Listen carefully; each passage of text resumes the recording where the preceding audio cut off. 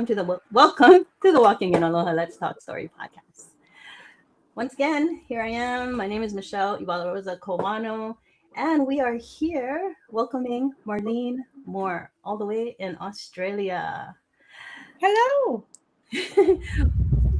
In the Walking in Aloha Let's Talk Story podcast, we're here where we bring real people, real stories, where we welcome with aloha everyone with affirmations and actions, leadership and love, overcoming obstacles, health and healing, and acute awareness.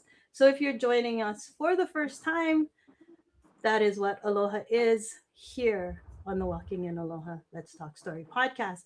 Aloha has so many meanings here in Hawaii, but this is what we bring. And today, Marlene is here with us, where she will be bringing her award-winning health and fitness expertise. So Marlene is a health and fitness and wellness speaker, coach, and founder of the Permanent Weight Loss Movement. Marlene is known for boldly challenging the diet industry and helping people heal from the inside out. Okay, so Marlene, before we go into the Aloha Always framework, which we always do with our guests, I'd love to give you some space to share your story and what led you into this work. Oh. All right. Well, what led me into this work, I think, like a lot of coaches, is a struggle that persisted in my life for a very long time and finally figuring out the solution to it. So I grew up with a lot of issues in terms of self-worth, like most of us do. I don't think anybody survives their childhood completely unscathed without having their worthiness affected somehow. So I grew up very insecure and in quite an abusive household, and really not knowing how to deal with all the difficult emotions of life. And so I learned to eat all my difficult emotions. My mom, bless her soul, would, give me food when she noticed that I was sad or down or depressed or stressed. And so I learned at a very young age to eat the fear and the sadness and the loneliness and the unworthiness. And it worked for a while. For a long time, it was, working in terms of numbing the difficult emotions or kind of distracting me from them. But over time, as I'm sure all your listeners will understand, it started creating a second problem, which was essentially obesity and an emotional reliance on food. And I made it my life mission once I realized that all the diets and all the self-restriction and self-punishment wasn't working. I set out to figure out what would work. And I think at the time I was doing it because I thought my worthiness depended on my weight and how attractive I was to men. But I figured it out. And then, of course, I realized that it's not the most important thing. But I did figure out how to get the weight off permanently through self-love, not self-punishment. And it's been, 14 years. The weight's been off and stayed off, even after becoming a mom. That is amazing. You know how you say, like, eating and finding that everyone, I think they don't realize that food is an addiction just the same way as anything else, alcohol, whatever, and that self-soothing, picking up, I think I'm gonna have some ice cream right now. You know, when you're feeling bad or something, like when you're feeling bad and I want some chocolate, right? It is that. And people or don't realize. stressed or overwhelmed or bored. Like there's so Yeah, many emotions that we turn to right. food to So you to turn to numb, food. but we're not actually addressing the root cause of the emotion. Do you know what I mean? We're Right. just And it's not numbing. like you're hungry, right? You No, have to it's not think a about physical hunger. No, yeah, it's a spiritual hunger. It's an emotional yeah, hunger. Yeah, but we treat it like a physical hunger. right. So good, so Mm. good. So I actually went through domestic violence, and at sorry, at my heaviest, I was like 250 pounds. And I realized that I was carrying a lot of that pain in my weight because it just felt better to just eat. It felt better to just be like, it was comforting to eat, Yeah. to just be like, this is good. It's quieting. It did feel comforting to just continue to eat. But Yeah. so I completely understand what you're saying, I where think your we get mom to a was. point where food becomes our only source of happiness, and that's the problem. Do you know what I mean? Like I always tell people, you're not unhappy because you're overweight. You're overweight because you've been unhappy. And food's been the Yeah, only source of yeah, joy or feeling good. Yeah. right. So weight loss is very much like a happiness project. Do you know what I mean? It's not just healing. It's not just stripping off, the old patterns and the old bits of your identity that were never meant to be you. Hmm. But it's also, yeah, there's so much self-love involved in the journey. So it's Yeah. not just emotional healing. Yeah, it's Hmm. literally a change of identity. It's stripping all the bits that were never meant to be you, the fears, the survival patterns, like eating instead of speaking up. Do you know what I mean? Yeah. Um, and yeah, learning how to be the real you and have the voice and set the boundaries and say no and put yourself first, right? Because these are really all the things that we're eating, right? The fear of Hmm. speaking Yeah. up or frustration at ourselves because we didn't stand up for ourselves, or we didn't say no. We said yes when we wanted to say no. We didn't leave the toxic situation. So, like you said in the example you were given about your own life, it's us almost taking out our frustration on ourselves and eating the Hmm. sadness and the unworthiness that stems from all of that. Right. Yeah. And like, instead of going from food, and instead of healing, turning to alcohol, and then you Or end up drugs, drinking. or yeah, Right. And then or excessive you work, don't, or right. You don't address the root, but you just turn to another drug, right? Another yes, yeah, addiction. and you see a lot of people do that. Yeah, they'll go from one addiction to another, but they'll never deal with the root cause of why they need this addiction in the first place. Correct. Yeah. So Yeah. good. So so let's go into the Aloha Always framework. And the first A in Aloha is the affirmations and actions. So what beliefs did you have to unlearn before true transformations could begin in your own life? Oh, there's so many. I might get you to repeat the question for me one more time. Okay, so what beliefs did you have to unlearn before true transformation could begin? Oh my goodness, so many. You ready? We're gonna like write a book in this podcast. The beliefs I had to unlearn were that my worth depended on the number on the scale, or that I would love myself when I'm a certain weight. Actually, what I needed to understand was, in order to get the weight off, I had to love myself. Mhm. Yeah, so it wasn't when I lose the weight, I can love myself. That's what I thought all along. When I lose it, then I'll be worthy of loving myself. Then I can stop beating myself up. But it was the complete opposite. And that's why it wasn't working for Yeah. over a decade of my life. It's when I loved myself that the weight came off. The loving myself was a prerequisite. I think that's a very, very big lesson that I had to unlearn and learn in a different way. And so that looked like, no more diets, no more extremes, no more starting tomorrow. I'm never drinking wine again. I'm never eating carbs again. I'm never having sugar. All of that extremeness that, if you said that to somebody you love, that would be considered abuse. If you said to somebody starting tomorrow, you're not allowed to eat carbs anymore, right? We'd Yep. all recognize that as that doesn't feel right, but we do it to ourselves all the time. So I another lesson was I had to learn to not lose the weight because I hate myself, but lose it because I deserve the best, like because I love myself.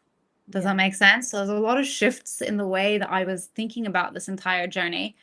And I had to unlearn the pattern of leaning on food for emotional comfort or Mhm. using it as my rock and my stability. And I had to start learning how to create a sense of certainty and stability that wasn't based on anything external to me.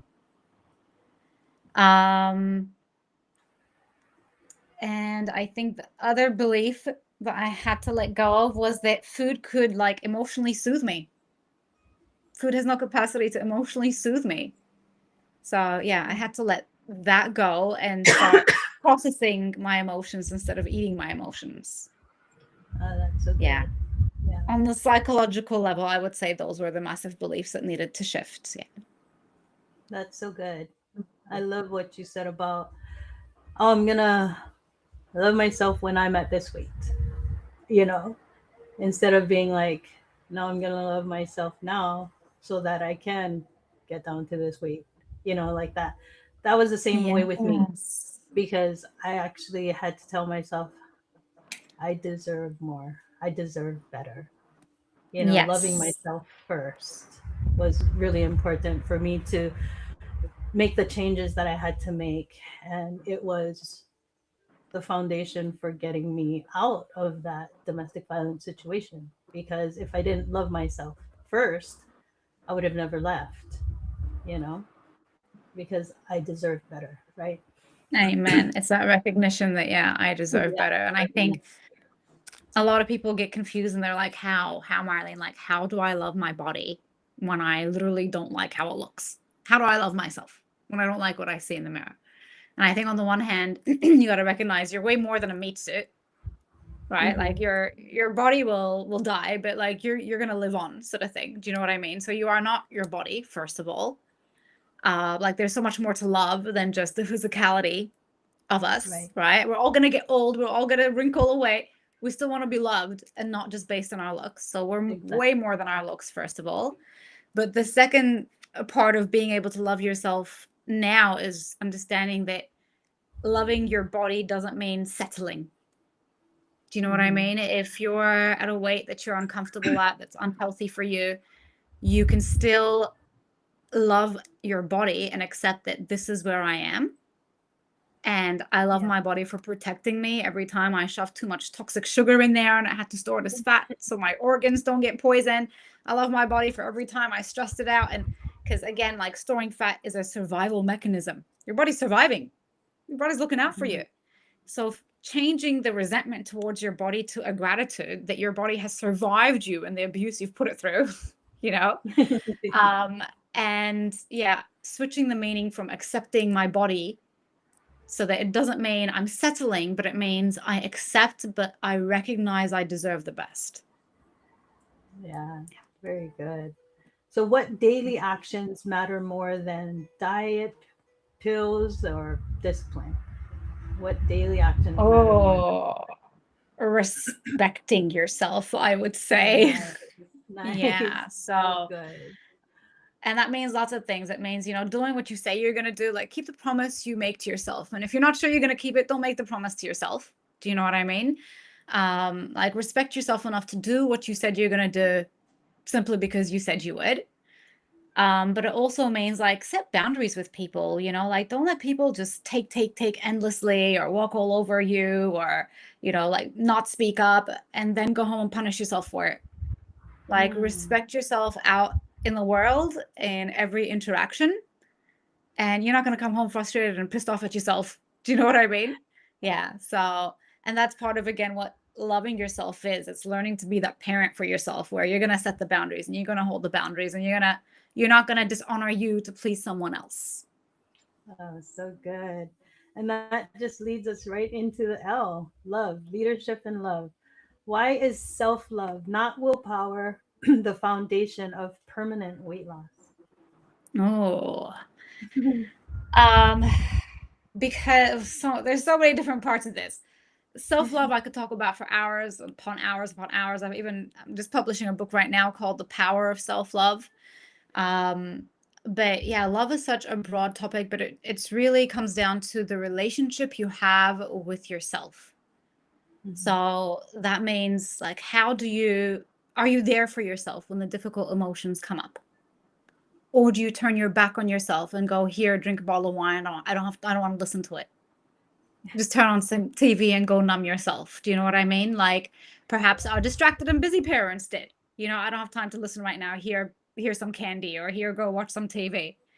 So when we realize we're doing that to ourselves, that's what we need to shift. And that's where the self-love comes in. It's being that friend to yourself, recognizing that when you were born, you were given you to look after and to love, and that you are the only person who's been there through everything from the moment you were born, and you're the only person who will be there through everything with you until the moment you pass.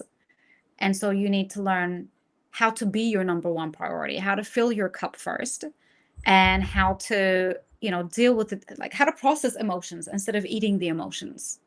Yeah, how to deal with the conflict and actually address what's causing this emotion. Like, you know, what's causing this emotion is I didn't stand my ground. I let somebody take advantage of me. Okay, so do I just go home and eat some food? Is that going to fix it?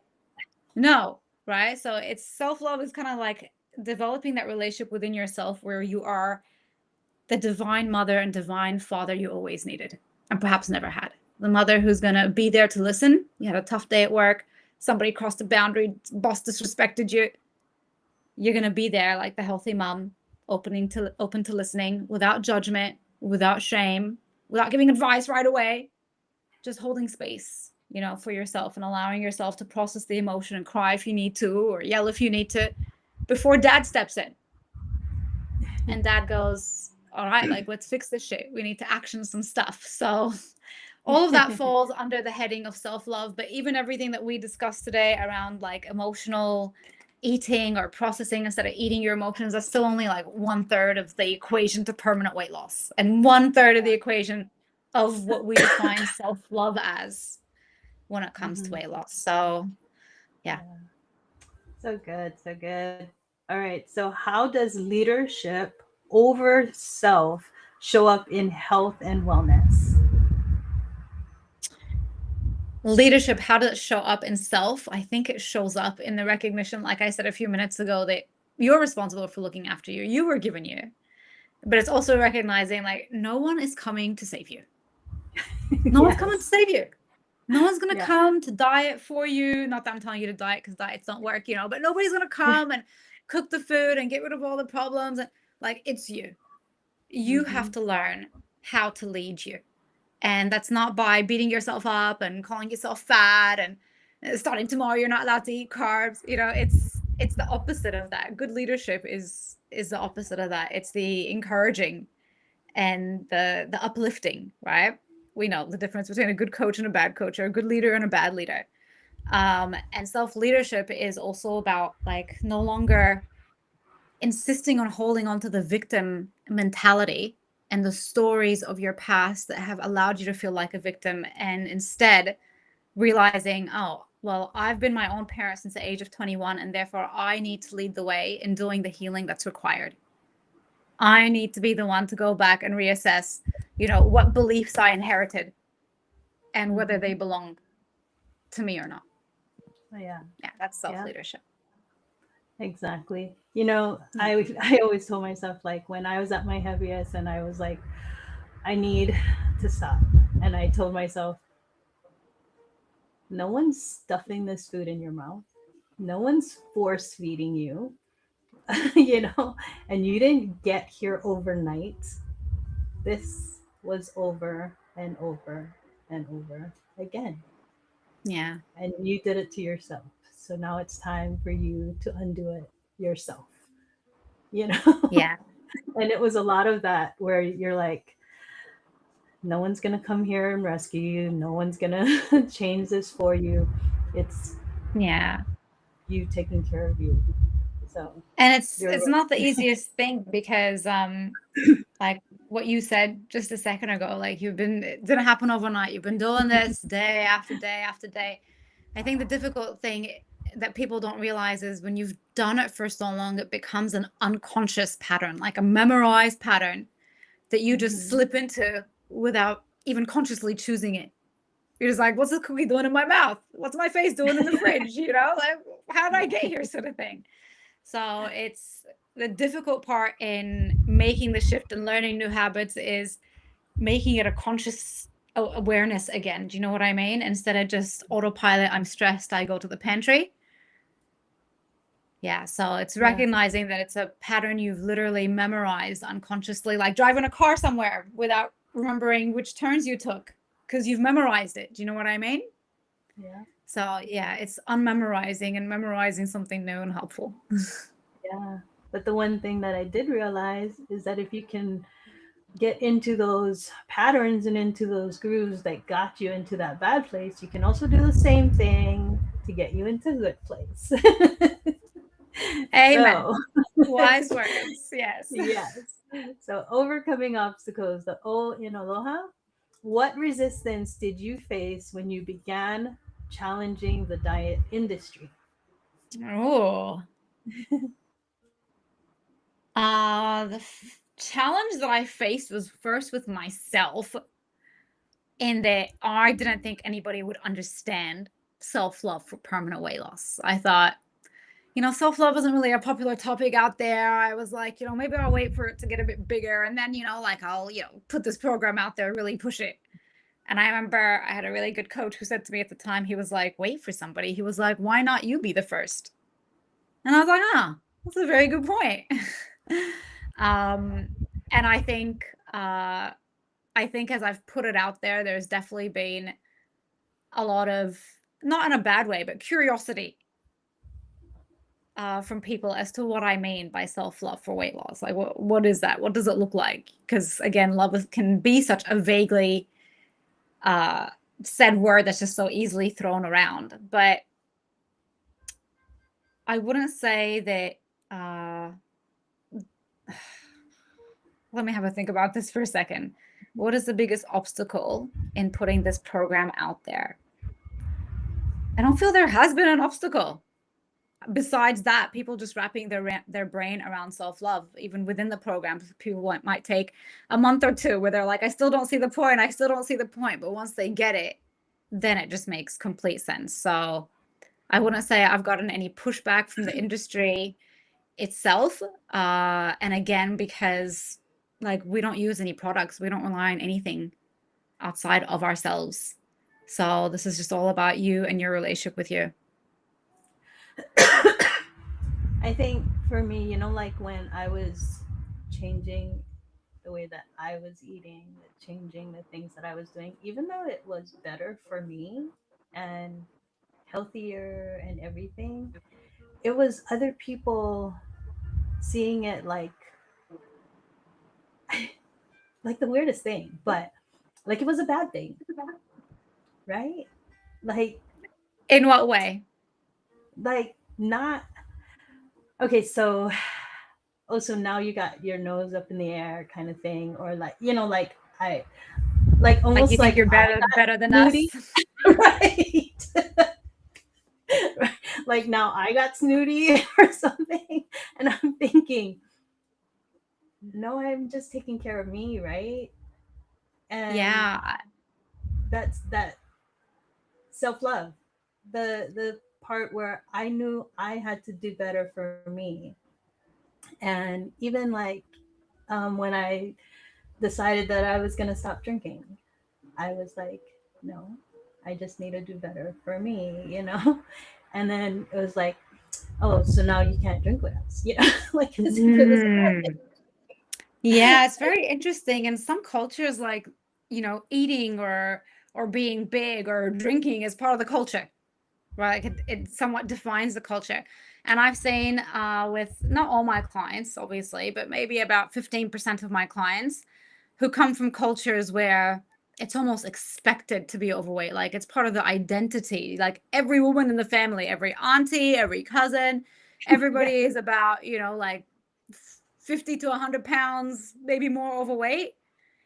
And then yeah, when a client is then starting to lose weight, I actually tell them, don't tell anybody what you're doing.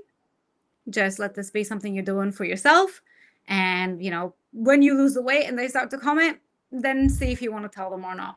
Because I've had so many clients have their family, just like you said, kind of be like, what, like, are you too good for us? Like, we're not good enough for you? Like, and That's they what, take it yeah. personally as though you're trying to turn your back on your culture and your family instead of just looking after yourself. Right. Yeah. So I think that was the biggest thing for me. It was like They looked at you like, oh, so what's with you now? Right? Yeah, same thing with me when I wanted to, start my business. My mother was like, why? She was like, why would you leave a comfortable corporate job? Like, she looked at me like I was crazy. Do you know what I mean? She didn't get it. Yeah. But again, in that generation, you stayed in one job your entire life and that was it. So Yeah. yeah, people don't have to understand They- why we're doing what we're doing. And we don't need to tell everybody either. That's another thing. You don't need to be telling That is everybody. true. Yeah. That is true. So, what is the first compassionate step for someone stuck in emotional eating or shame? The first step. Yeah. It depends on the individual client, I think, and the story behind it that led to it. But the first step for somebody struggling with emotional eating is to get rid of the shame around it. Mm, Yeah, yeah. to get rid of the self-judgment, because usually they're stuck in a cycle, of feeling bad and unworthy. So they eat and then they feel bad and angry at themselves for eating. And so they eat and it just kind of sticks in a cycle. So, or gets them stuck in a cycle. So I think the number one thing to do is to start chipping away at the shame and the negative self-talk, the self-berating that goes on, because I think that's really where it stems from. Again, relationship with self. So yeah, go in and Yes, deal it's with the like shame. self-talk. Mm, That's self-talk, isn't it? yeah. When you Letting the realize nobody shame. talks to you more than you do every day, Hmm. and you look at the impact of the words of other people, yeah, then you got to pause and take a step back and look at the impact of the conversations you have with yourself. Yeah. That's hard sometimes because, it gets loud in there sometimes. It Yeah. does, yeah. But there's a really good book. If your listeners are interested in reading an awesome book, it's called Outwitting the Devil. It's by Mm. Napoleon Hill. I'm pretty sure it was written in 1910. Uh-huh. Still a bestseller till today. But it talks a lot about the voice in your head and how Wow. to quiet the noise, so to say. But yeah, you gotta take back ownership of your brain. I think, yeah, a lot of us don't realize that we can control our thinking. We think that our thoughts just happen. But when you learn how to take back mental real estate, take back the bandwidth in your mind, um, then yeah, you can restore peace in your mind and get rid of the zzz. Yeah. That's powerful stuff. Outwitting the Devil by Napoleon Hill. Right? Yes. Perfect. Perfect. Yeah. Very, very Okay. good book. The H in Aloha is health and healing. Can you explain emotional self soothing versus emotional self regulation?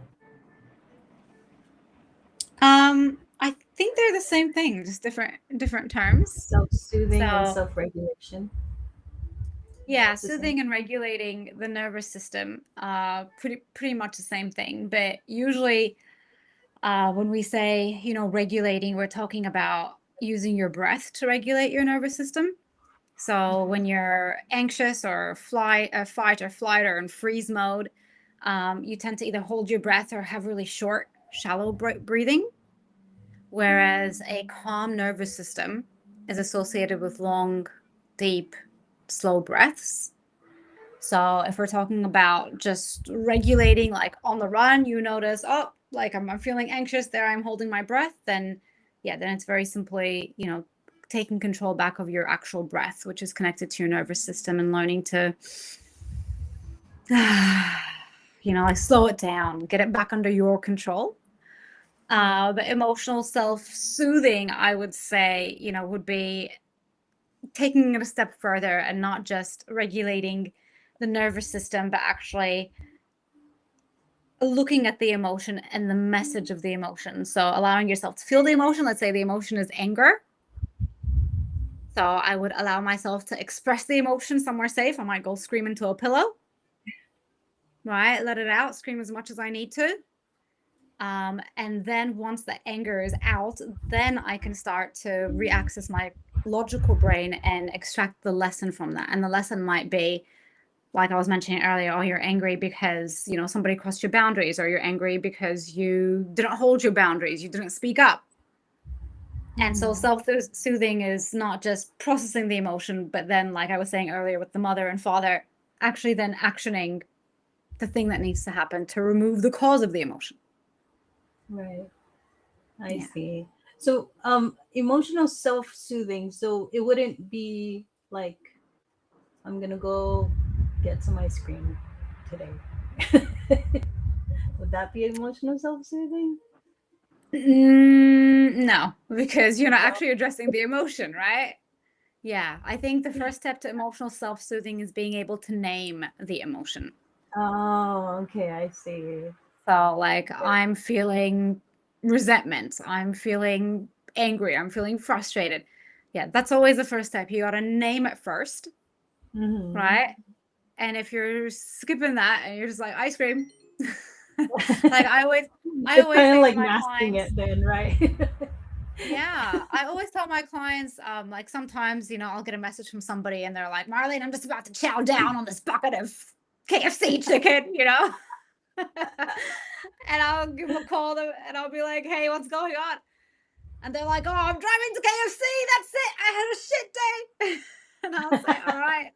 I'm like, And that's fine. chicken Like, is the answer. chicken is the answer. Yes, deep fried chicken is the answer. And I'm like, cool, that's all good. And I take them through the steps. I'm like, you know, let's go through the basic steps that eventually become automatic to you. But I tell them, like, hey, let's just go through the steps. If you still want to eat the chicken after, go for it. But usually by the time we go through all the steps and they've processed the emotion, that need is no longer, they don't want it anymore. Yeah, And they're like the strangest thing. They're like, I actually don't want it. right. You know, So I yeah. used to, so when I was right before I got into the domestic violence relationship that I was in, the red flags were there, yet we don't see them, right? Mm-hmm. Because, oh, it's just so nice. I don't know why we don't see them. Now that I look at them and I'm out of the relationship, I'm like, how did I not see that? Right? We didn't want to see it. We wanted to believe. We We want to wanted to believe. believe. We wanted to Right? believe. But, so one of the things that I catch now that I'm out was that I would say, if I had something to process, I would tell him, all right, I need to go process, right? And I would literally go out and I would sit somewhere quiet and I would process. I would sit and I would think about things and I would process. And he would get irritated. Huge red flag, which I didn't want to see. But I would go and I would process. Mhm. And then, like, he would get irritated, or he would tell me, "Why did you have to take so long? Why did?" I know, right? Wow. Because you And went so, and poured attention into yourself instead of him. He was like, what about my attention? What were you thinking? What were you thinking about? Yeah. what were you, What were you thinking about behind exactly? my back? What were you thinking about while you were processing? Yeah. It's hilarious. Yeah, just when you said the word processing. But yeah, and so those red flags, right? I was like, shoot, I should have seen it way back before I even got into the relationship, because processing was like something that he couldn't even handle. Wow. It's a low bar. We've set the bar low. I was I just just was sitting. like, oh, he doesn't understand what processing is. I'll explain. Yeah. He'll understand later. Yeah. If they don't we get can it by always now, they're not we gonna can get it. always Yeah. help them, you know. That's how I thought. No, you can't. I'm No, I'm gonna just fix kidding. him. I'm gonna fix him. Yeah. I'm gonna fix him. I'm gonna I'm fix gonna him. I'll help heal him. him. I'm gonna help him. We can always help them. I was speaking with a friend yesterday. I went out to dinner with a friend and we are talking about red flags. And she was talking about big red flags, and I was like, I know, they're waving in our face, and we're like, oh, I feel a breeze. It's a nice breeze. Like, Where did that come from? yeah, I just feel a nice breeze. What is that? Like, it's right there in your face. I tell you. And it's like now Yeah. that I look at that, I'm like, wow, that was pretty big. Yeah, but that's on us. Like, I look back and I go, that's on you, Marlene. Like, he showed you who he was loud and clear. And I Yeah, still went and built a fairy tale in the sky, built castles in the sky right. about, who I want him to be instead of who he And we're is. all Yeah. in dreamland. Yeah. Disney. I blame Disney. Yes, we talked about that before, Disney. Yeah. I blame Disney. Crazy. Yeah. Anyway, let us we're still in H. Health and healing. How do trauma, stress, and generational patterns impact the body? So we're back in Ooh. there because now that we're laughing about Disney, no, I'm just kidding. Sorry, we'll scratch that out. How do trauma and stress? And generational patterns impact the body? Because I know that the body keeps the score, right? And so we have to learn past those things. Very interesting. Have you ever heard the term survival patterns? Yes. Yes. Yeah. So the survival patterns are patterns that we develop, at a young age or in a traumatic relationship that we feel like we need to be this way in order to survive this scenario. So, Yeah. for example, this is a very common example. Say you grow up in a household, and when you're young, you're not really sure that, love is unconditional for you. And you think like love is based on me pleasing my parents. And so you develop this survival pattern where you're constantly trying to please people and, walking eggshells around people, make sure everybody's happy because like your survival depends on your parents. But then you grow up and that's not really the way to go through life as an adult, trying to please everybody, right? So a survival pattern is any pattern that you picked up, like if your parents, beat you for speaking up, you learn to shut the hell up. Do you know what I mean? Not speak up. That's a survival pattern. So those patterns are definitely generational. Do you know what I mean? Where like a daughter will watch her mom be abused and her mom will not talk back or anything. And so she'll learn, oh, to avoid getting hit or to avoid this, don't speak up. So those sort of behavioral patterns we definitely inherit. And even how we manage stress. So, for example, I saw my mom yelling and screaming and, breaking things when she was stressed. I had to teach myself a healthier way of dealing with the stress. But we inherit and we learn all these patterns through just observing. Like it's literally the only modeling that we have as children is what we pick up. But the impact of holding on to stress in the body, and again, stress is a necessary part of life. So are all the emotions. Like anger has a purpose as well, but it's the holding on to the emotion that starts to manifest in the body. Yeah. So this is why the emotional processing is important. You process the anger, you process the stress, it goes through, it's done. But you don't process, you hold on to the stress, you sit in the stress, you overthink about the stress, right? And then you're holding on to it. And that's when it starts to show in the body in ways that communicate to you quite specifically what the problem is. Quite specifically, depending on where it's showing up. But when it comes to weight, and again, it depends on the health type of the individual that you're speaking to. But there are some health types that protect themselves when they feel any sort of stress. Their body protects itself by building layers of fat. And that's for long-term energy reserves. It's also to fight.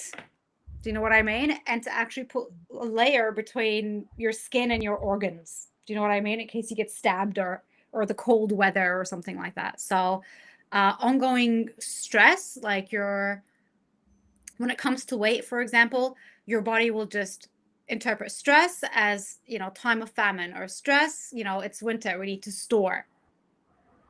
Yeah. But it won't Like the overall weight will just go on everywhere. The weight itself won't tell you what the problem is, but ongoing stress and emotions that you hold on to will show up as actual physical ailments. Do you know what I mean? Yeah, like thyroid issues or cancer or neck problem or yeah, and that's where your body's specifically telling you you have an issue around forgiveness, or you have an issue putting on too many things on your plate, like overwhelming yourself, not asking for help. So yeah, it is very, very interesting what the body communicates to you. But all of those things that you mentioned, generational trauma, that can be broken. And I feel like we have a generation around today that is breaking or changing the path for generations to come.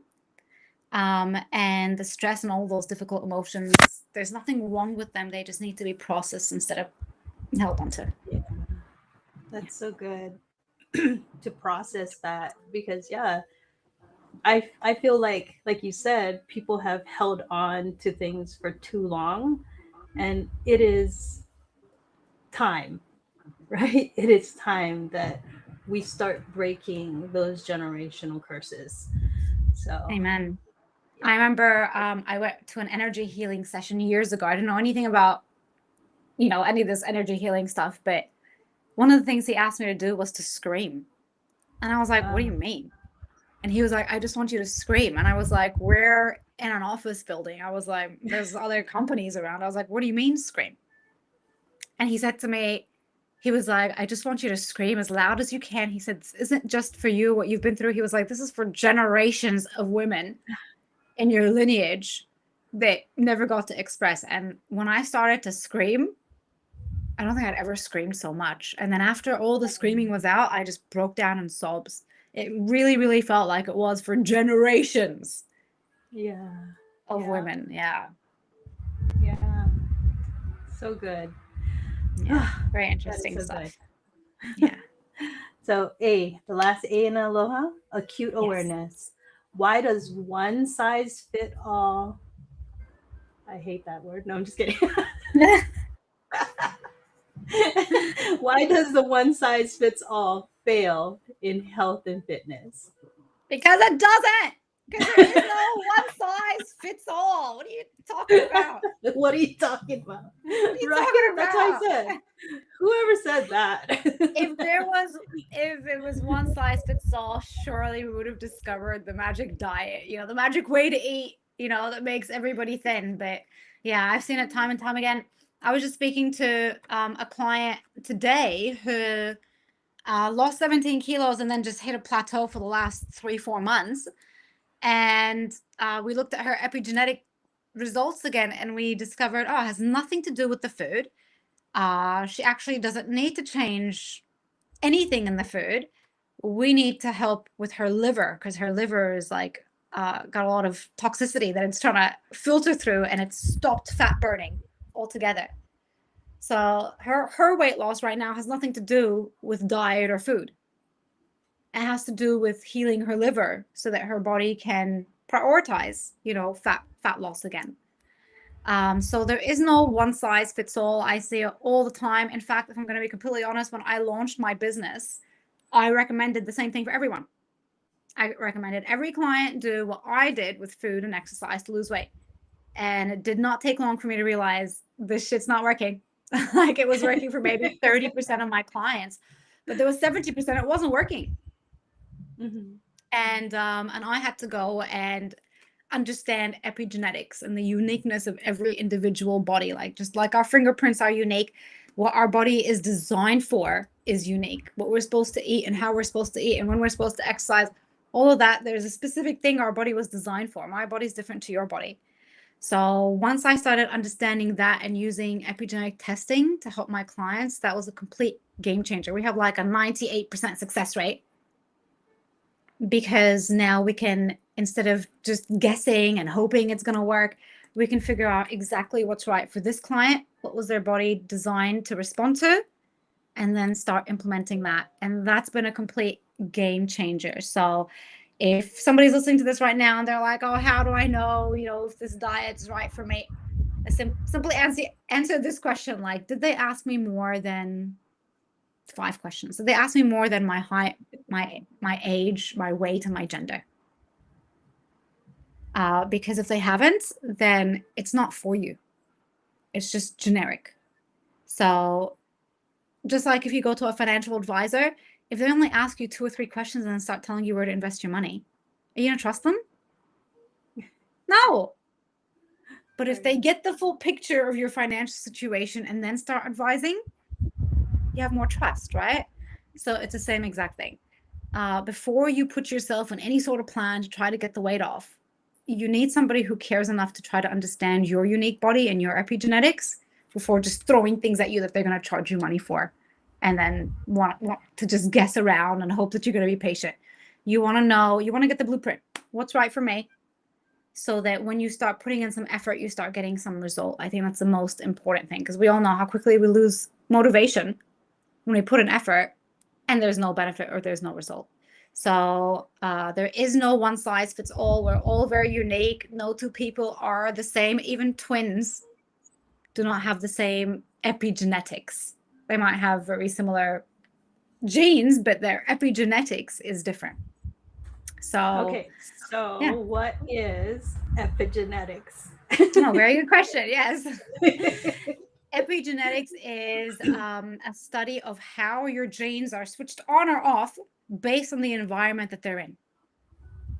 Yeah. So this client that I was telling you about a few minutes ago, who like just stopped losing weight, no matter what we do, her body's not losing weight.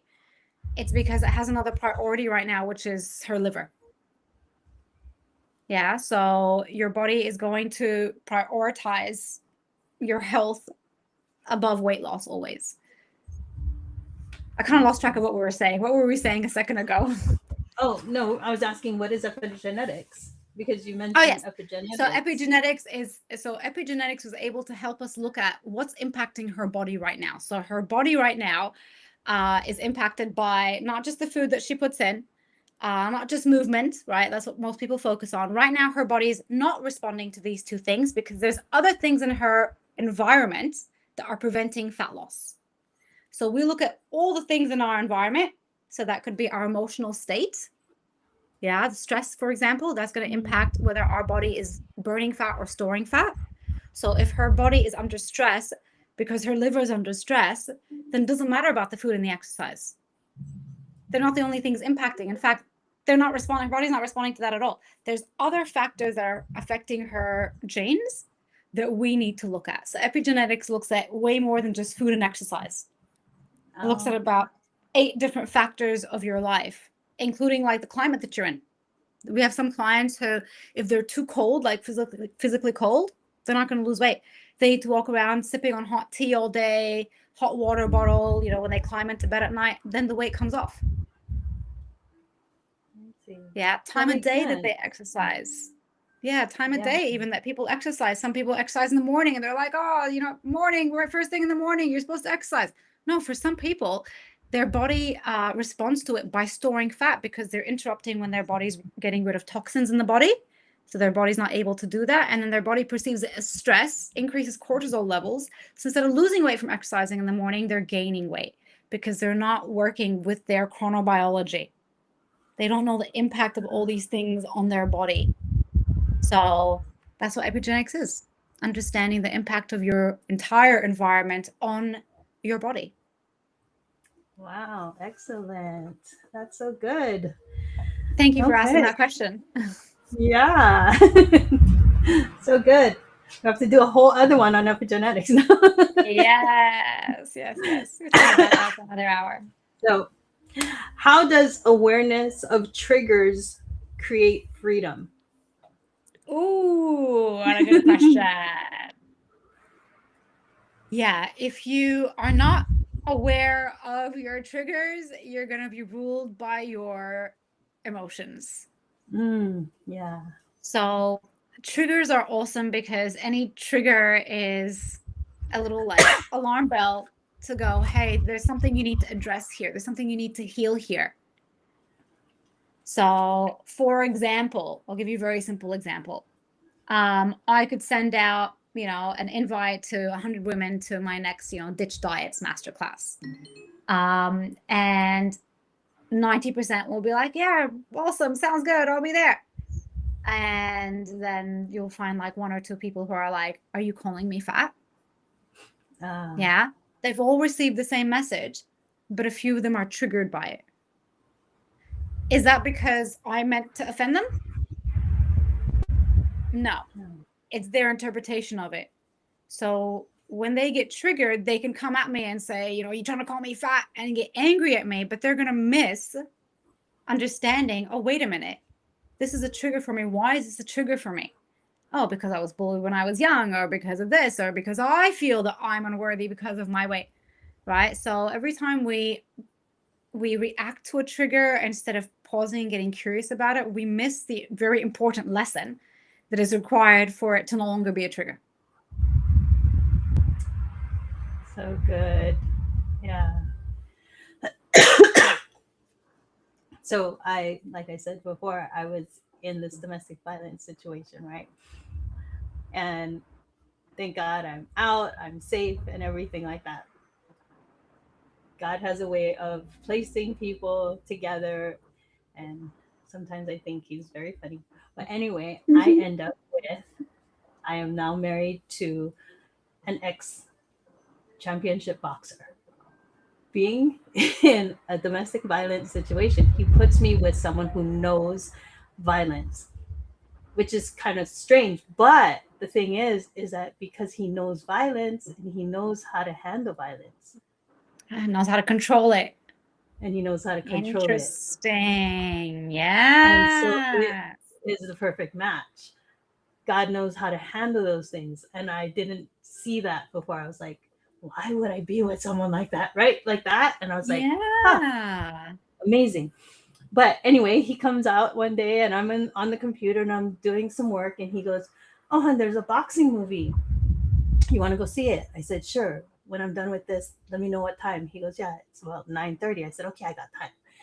We end up at this movie. The movie ends up being a movie on domestic violence. Now he forgot to tell me that part. We go, but it's those triggers, right? And I was like, and it hit me. I was like, oh my gosh. And I was trying to tell him, I'm like, oh, this is so real. And a lot of the things that was happening was happened in my relationship and how he was talking to her and the things that he was saying. And it was so bad. And I was like, this is real, this is so real. And then he said something that really got to me because he goes, oh, it gets worse. I'm like, you knew about this? Like, why am I here? Why am I watching this? Yeah, right. Why didn't you tell me? Right. And we're like already in the middle of this movie. And I'm like, you knew about this? I'm like, so I was kind of mad and I was like, not understanding, why would you do this to me? Feeling, was this a trick? And so after the movie, we come home and he said something and I got a little short with him and I realized that it wasn't him, it was the movie. And so, realizing those triggers, right? Realizing Yeah. it wasn't really him, it was the movie. And I had to catch myself and I did tell him, I said, okay, hon, you heard that right there? Because he was like, whoa, what was that? You should have, it's like, whoa, that was a little wrong. Yeah, you had to emotionally soothe yourself and take a couple of deep breaths and remind yourself you're safe. And then so I said, okay, so I didn't expect to get triggered like that. I said, but right now I can totally understand, like, I'm coming from a healed place because before, back in the day, I wouldn't be talking to you right now. I wouldn't be able to discuss this with you right now. But I would honestly have to tell you that the next time you know something like this, you should let me know. Yeah, you need to communicate with me in advance. Yeah. In advance. I said, I don't mind seeing that kind of a movie, but to see it without knowing, that was a little hard. And yeah, without emotionally preparing. Yeah. And then he said, oh, I knew what happened because she's a boxer. And he actually knew her Oh, right? So he knew of the story, but he didn't know that they were just going to show so much of it in the movie. yeah. And so I was Yeah. like, oh, okay, I understand. But next time, let me know. But yeah, so, hearing that and the awareness of those triggers. But yeah, knowing the triggers and knowing how to react with them, it does create that Mhm. freedom. Like knowing that, hey, wait, that was a trigger right there. It was so freeing for me to be like, hey, I'm coming from a healed place because I'm not crazy. No, you know what? I'm not Yeah. reacting right now. That kind of feeling, right? So, so good. Yeah. And yeah. And even like we said earlier, just naming it, right? And going, oh, I'm feeling anxiety right now. Right? That in itself is empowering as opposed to Yeah, just responding to the anxiety. Yeah. yeah, so good. So when the listeners revisit this episode, even tomorrow, later on today, even a year from now, what do you hope stays with them? I hope they will remember that they need to love themselves for the weight to come off, not the other way around. Beautiful. And I hope that they remember the importance of like learning how to be there for themselves to process rather than eat their emotions. So good, so good. Ah, this is such a good podcast. Marlene, thank you You so made it much. great, Michelle. Thank you.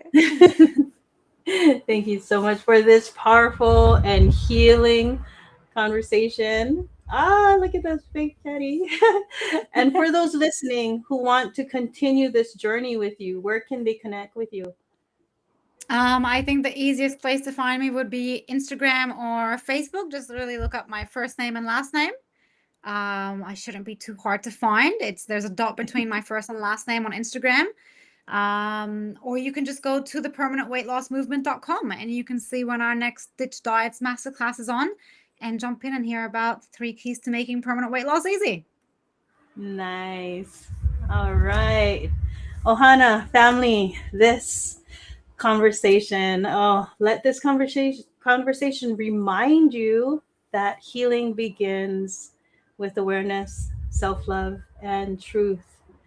It comes from inside. And Marlene, thank you for walking in obedience to your calling. May God continue to bless your work and your hands and multiply the lives that you touch. Any Amen final to words that. for our listeners?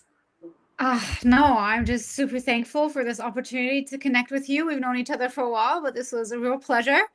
So yeah, Thank thank you for the you. opportunity and God bless you and your podcast and every single person listening today. Awesome.